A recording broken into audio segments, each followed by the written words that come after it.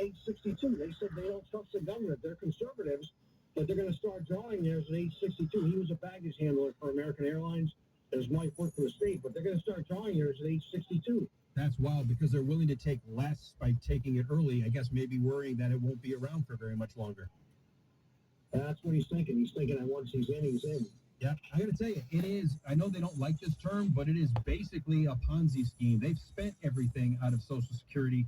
They took all the surpluses of the 90s and bought all this other stuff because they just assumed, well, we've always got people working. As long as someone's in the workforce, we can pay it forward to the people retiring. Well, guess what? There are more people retiring than there are people entering the workforce. That's a problem. You bet. I'll keep listening to the program. All right, man. Thanks for calling and appreciate you being out there. And, hey, if you want to be part of that conversation, 877-97-ERIC, E-R-I-C-K, 877-973-7425. I get it. I get why people are concerned. My wife came to me. My wife, okay, this is what I do for a living.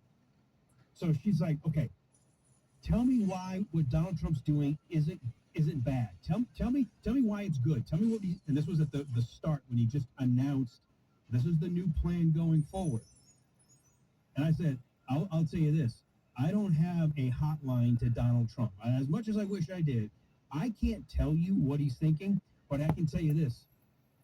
Thus far, I think he's earned, at least from my perspective, he's earned a little grace period because the things he's doing, he told us this is what he was going to do. He said, this is what I'm running on. This is the plan. He had it on his website. He gave one or two speeches in the campaign run-up where he covered these things. And every day I'm watching him implement what he said he was going to do. And I've been very happy about everything thus far. So I don't know what the end game is just yet. But I said, honestly, do we want to continue to be the piggy bank of the world? Because we're losing money. We can't keep losing $2 trillion a year in a deficit without at some point, you want to talk about a great reset? How about where everything crashes and then these global elites decide, well, since we've sucked up all the money because we've been part of Wall Street, not Main Street, we're going to be in charge now. Let's reorder the world. I'm not a fan of that, okay? I kind of like the experiment that started back in 1776. It's been going pretty well for a long time. The last several decades have been a problem because of what the progressives have done since Woodrow Wilson forward. And I feel like every now and then we're heading in the direction of this eventual decline. We're just managing it slowly. We're just making sure that as many people can get rich as some of the people on Wall Street, a lot of the people that are business owners. But where's the average American? Where's the middle America crowd? Where are they right now? How many of you out there feel like you can go afford a home with two people now working? Remember when you used to be able to buy two cars, buy a home, put your kids into school, and do some cool things with only one income? And then in my lifetime, it became, well, if you really want to keep up, you probably need both of you working, or at least... Commercial Roofing can help you. Yes, sir. My name is Sean Woolley calling from GCAS, and the nature of the call concerns a government contract in your guys' area. Is the owner or are you a manager?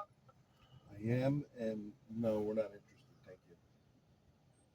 Okay, thank you very much. Appreciate it.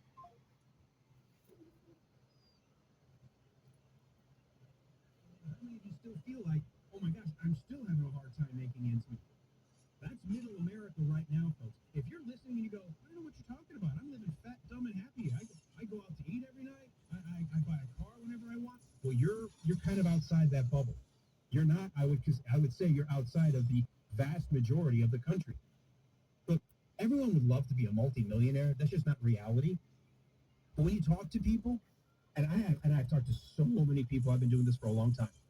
Most people, it's not about how much money. It's about, I just want enough money that I'm not worried. I just need to make enough that if something goes sideways, I'm not going to be stressed about it. I just go, okay, I wasn't expecting the car to break, but we're okay. Because at some point, your life scales with your income anyway. You find ways to start spending the money that you're bringing in. Do you ever notice how much more you spend every year when you make more money? Because you've got more money. We're a consumer society.